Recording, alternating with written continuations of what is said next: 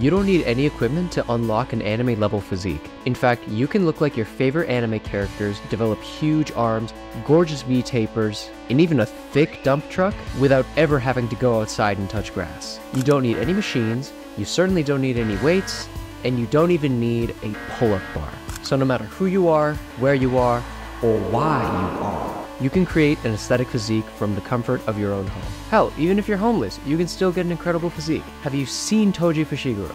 I'm going to show you exactly how to work every muscle in your body with zero equipment, all of the ways that you can progressively overload these exercises to make them harder, but I'll also show you some regressions for the absolute beginners out there. Oh, but why don't you just go to a gym? People who don't go to a gym are fat losers who are afraid of a real workout. First of all, that hurt my feelings. Second, I'm not saying don't go to a gym. In fact, if you have access to a gym, I recommend you go to the gym. Heck, whenever it's convenient for me, I also hit the gym. I'm not a calisthenics purist. But still, this video isn't a replacement for lifting weights. It's just another option for people who either don't have access to a gym or just want to work out at home from time to time. Maybe you're super busy and you just don't have the time to drive to the gym and work out. Or maybe you're at some Airbnb and there's no gym around you and all you have is that house you're staying in. Which brings me to my next point. If you've ever made the excuse that gym access or lack of gym access is the reason you're not working out right now, you're done with that. That's no longer an excuse for you after watching this video. Because once you watch to the end of this video, you have obtained the hidden knowledge of being able to work out literally anywhere. Airports, restaurants, bathrooms, playgrounds. You don't need the gym because you are the gym! So enough of this ribble-rabble chit-chat. I'm gonna show you exactly how to become the gym right now. And what do you need to start?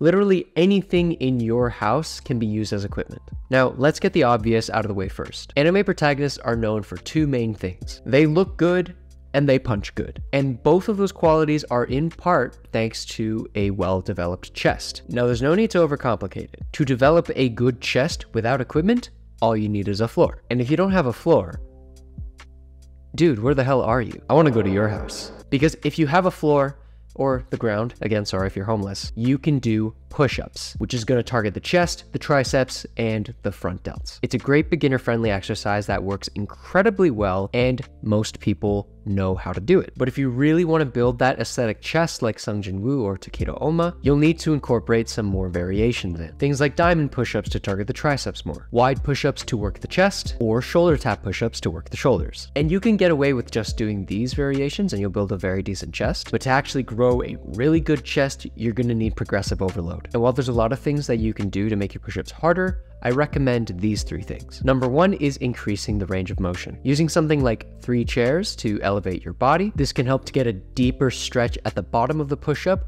not only giving you more growth, but also increasing the amount of distance you need to move, making it harder and thus progressively overloading. Number two is increasing the force. Of course, you can add weight to yourself, but if you don't have anything to add on top of your body, explosive push-ups are gonna work perfectly. They're gonna force you to use more strength and speed in order to push yourself off of the ground, thus helping you to grow stronger without using any weights. Number three is shifting the balance. Elevating one of your hands off the ground on top of something a little higher is great for shifting the weight onto the other arm, forcing it to work harder and making it stronger. And you can use anything between a couple books or even some chairs. But what makes anime characters' chests so nice, just like Baki's, is that their entire chest is well developed. So you'll want to incorporate something like dips to target the lower chest, and it's pretty easy to set up if you have 2 chairs lying around. Which, I mean, if you had 3 chairs for the previous exercise, then you have 2 chairs for the dips. I mean, it's basic math.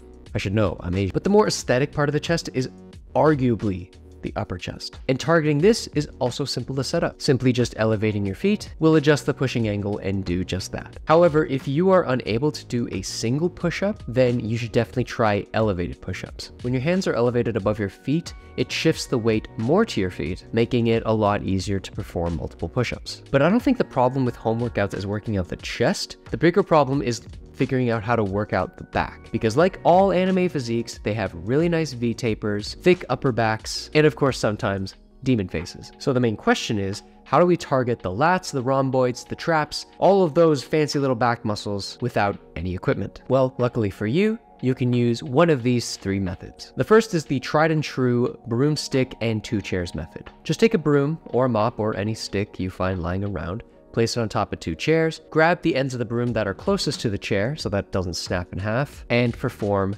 inverted rows. You will be working your lats, you'll be definitely working your upper back and your traps, and you'll also be working those biceps as well. But if you don't have a broom that you trust, I suggest doing the second method, which is table rows. It's as simple as getting underneath the table, grabbing the edge of it, and performing your rows that way. And while this is an awesome way to strengthen and develop your back, the pulling angle can be a little difficult for beginners, or you might not have a table that's good enough for this exercise. So what's a man to do? Grab your bed sheet. This is a method that I stole from Melissa Yaoglu. I'm very sorry if I'm mispronouncing that. And she's another calisthenics YouTuber who makes great content on Instagram and YouTube. But this method of home back training I think is awesome because it almost simulates having a pair of rings. So thank you so much, Melissa. She doesn't even know who I am. I don't know why I said that. Take your bed sheets and tie a knot at one end of it, making sure to tie another knot so that doesn't come undone. Place it over your door and close it to lock in your blankie. Then tie another knot on the other end similar to the other end that you did before. And that's gonna be your handles that you hold on to. And just lean back, trust that your bedsheet is not gonna rip, and boom, you have a poor man's gymnastics rings. And the reason I like this method so much is because unlike the table and the brooms, you can actually train unilaterally, one arm at a time. These are also a lot easier to adjust in difficulty because you can easily change your body's angle to make it easier or harder. Now, just doing these compound exercises can already help you to develop a physique similar to an anime character. But if you want to take your physique to the next level, I highly recommend checking out my calisthenics game plan, link in the description. It's the same plan that took me from Sungjin Woo before awakening to Sungjin Woo after awakening. And I did this with nothing but a pull-up bar and a floor. So if you can achieve a good physique with literally no equipment, imagine what you can achieve with just one extra piece of equipment and a little help from me. In fact, by the recording of this video, over 140 people have already signed up for the calisthenics game plan because no one ever achieved their goals by waiting next week, next month, or next year just to get started. And that's why this is a very limited time offer only available for a short time. And if you don't take action now, the offer is probably already gone. So if you're serious about starting the year off strong, check out the link in the description. I'll see you inside. Now, enough talk. Enough stupid ads. I don't want to say stupid ads. It's not a stupid ad. It's a good ad. But enough talk.